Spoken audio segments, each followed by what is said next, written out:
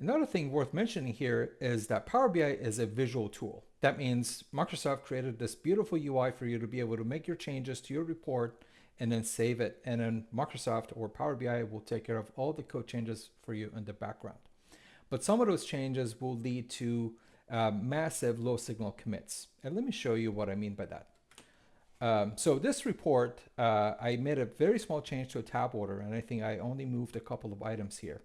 And then if you see, the resulting change set was changes to 21 different places that were recorded. And if I look at the JSON, I can see that, okay, there was a change to a tab order and that would make sense to me. But at the same time, Power BI made some other changes to support this change. And we can see that with that green block at the lower right-hand corner that isn't very obvious and doesn't tell me that this was a change to tab order. So this is definitely something that's worth mentioning.